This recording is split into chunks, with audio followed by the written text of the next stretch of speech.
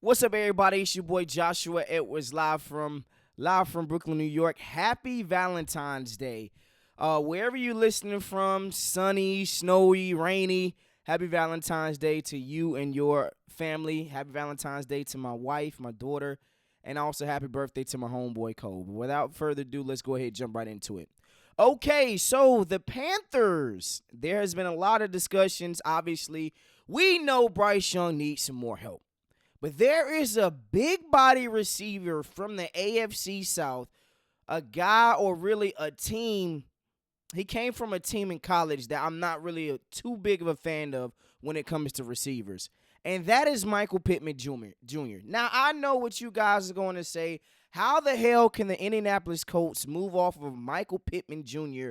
when they just signed him to a 3-year extension 2 years ago? Well, his contract is up in 2026. It's not unheard of guys signing multi-year contracts off of their rookie deal and then getting traded. We saw it with Odell Beckham Jr. Hell, we saw it with DJ Moore. And when you look at Michael Pittman Jr., let's look at the Indianapolis Colts. Right now, they have huge question marks at the quarterback position.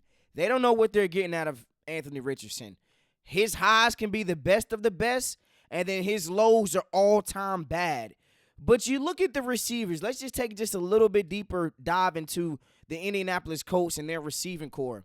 They have Josh Downs. They have Alex Pierce. They also have Aiden Mitchell. And they might draft the tight end for Penn State. I think it's Tyler Warren or TJ Warren. Another guy who can add to the entire Indianapolis Colts weapons. Like, we know they got Jonathan Taylor, so they're going to rely heavily on the running game. And then when you look at Michael Pittman Jr., he did not have a lot of looks, targets, or touchdowns last year. The entire receiving core, they all had 800 yards. Josh Downs was arguably their best receiver this past season.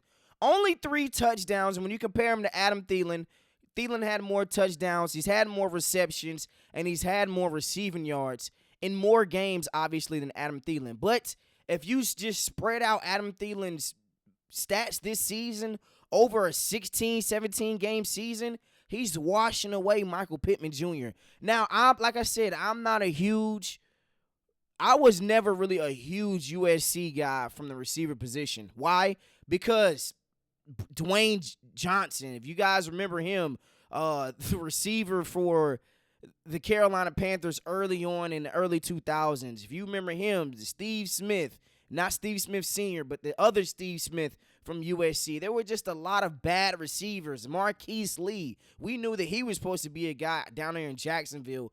But, I mean, Michael Pittman Jr. and Amon-Ra St. Brown, hell, even Juju Smith-Schuster has kind of transformed the USC receiving core as a whole. But if you just look at Michael Pittman Jr., this season, if we're just being honest and we're really having an honest take, he has been a disappointment.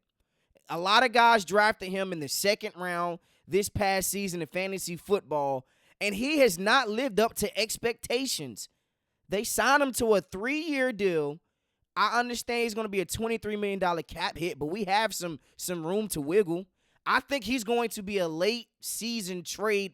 He's going to be on the trading block. When you look at the Colts organization, they have a lot of concerns at the general manager spot, the head coaching spot. All of these dudes are on the hot seat. Literally everybody in the Indianapolis organization is on a hot seat, not named Jonathan Taylor. And Michael Pittman Jr. is no different. He's a guy that will be on the trading block if they don't find a way to get above 500 around the trade deadline. Michael Pittman Jr., he's older than the other 2 guys, Alec Pierce and Josh Downs. So if they go out there and they draft the tight end, like I said, from Penn State, this could be a situation where we need to look at trading for him, especially if we don't draft a receiver in the first 3 rounds of this NFL draft. Now, I have been telling you, we are through with Eddie Pinheiro. And this kind of just solidifies everything that I've been saying about Eddie Pinheiro.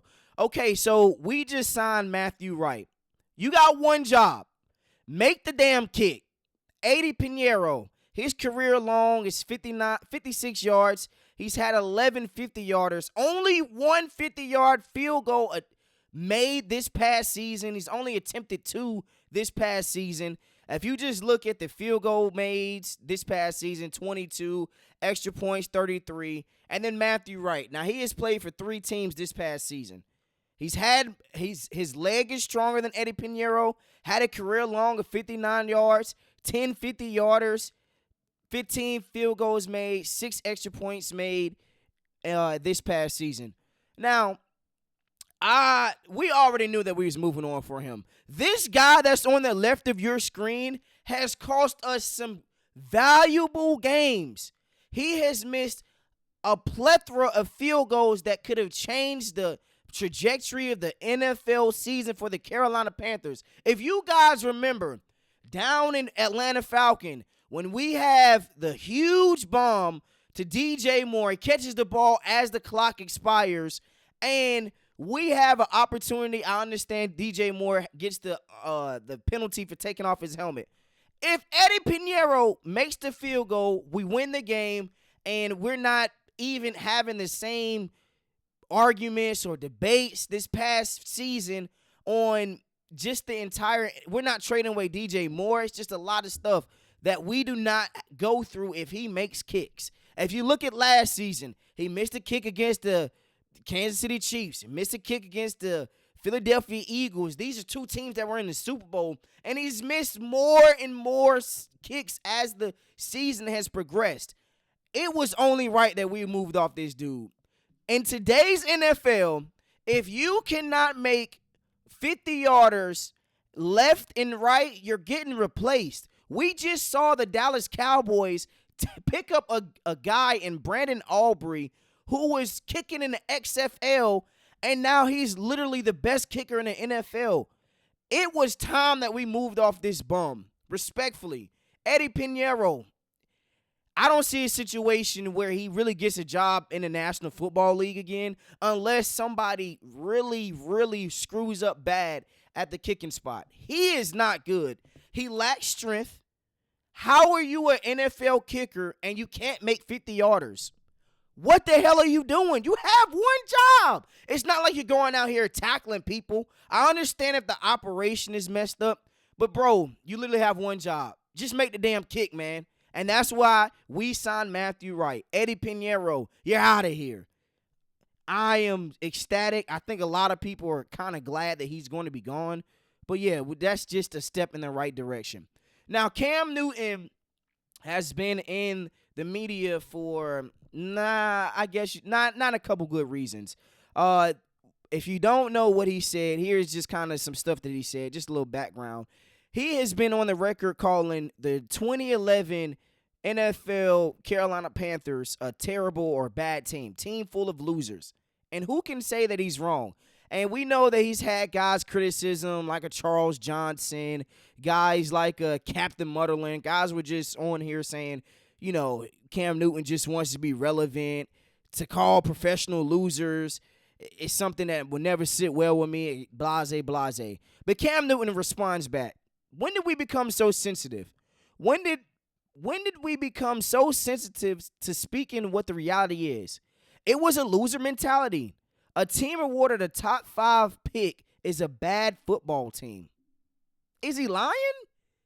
Look at the top teams that are drafting this year and tell me that they're not bad football teams. The Tennessee Titans, the Cleveland Browns, the New England Patriots, the New York Jets, the New York Giants. These are bad teams. What he's saying isn't wrong. I understand certain players might be losers, but the team and the organization as a whole is a losing organization. The Carolina Panthers this past season was a losing organization. If you're selecting top 5, the Panthers are top 8. But if you're a top 5 pick, majority of the times you're a bad football team. The Chicago Bears were a bad football team. Like, let's not overthink this. I don't understand why people are so upset about him saying what the reality is, what the truth is. Cam Newton did not say a lie. I wholeheartedly agree with this, man. people are just so sensitive when it comes to just being honest and speaking the truth. Well, the truth is, if you're selecting in the top 5, you're a bad damn team. Your team is freaking horrible. That's just what it is. Let's just call it for what it is. Let's call a spade a spade. If you were selected in the top 5, you are a bad football team. There is no other way around it. And I really hate the fact that guys are just trying to go out here and sugarcoat it. No, bro. The team's a bad team. Let's just keep it moving forward. Okay, so some NFL important dates are coming down the pipeline. We know, obviously, the Super Bowl is over. Congratulations to the Philadelphia Eagles. But there are some key dates that I need you guys to keep in mind. So, February 18th, next week, is going to be the first day where teams can franchise or transition tag players. So, a franchise tag is where guys basically just franchise tag you, and you're going to get paid the average pay for that position. A transition tag is a team. It's kind of like a franchise tag, but a team can also actually acquire you if your team that transition tagged you does not meet the offer that the team is trying to acquire. That makes sense. I'm going to explain it just a little more. February 24th through March 3rd is the NFL Scouting Combine.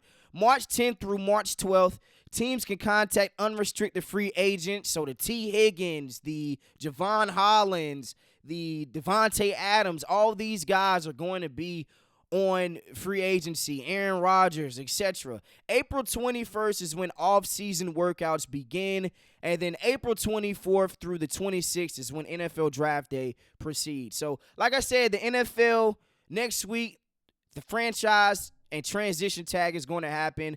The franchise tag, let me explain just a little more. Franchise tag is where a team can literally tag you. What teams, if they have not agreed on a contract yet, if they want to make sure that you don't leave the building, this is what a team does when they don't want you to leave the building, or when you guys are kind of just going back and forth as far as contract disputes goes. So a franchise tag, you're going to see teams do this all over the league. Transition tag, however, a transition tag is where you get tagged, but somebody can come in and offer you a contract, and then the team that transition tagged you can either counter offer, match that offer, or they can just let you go to that said team. So that's kind of just the difference between that and a franchise tag. So once again, February 18th is when everything starts to kick off. February 24th, Scouting Combine. March 10th, April 21st, April 24th, and that's when everything is about to start rolling.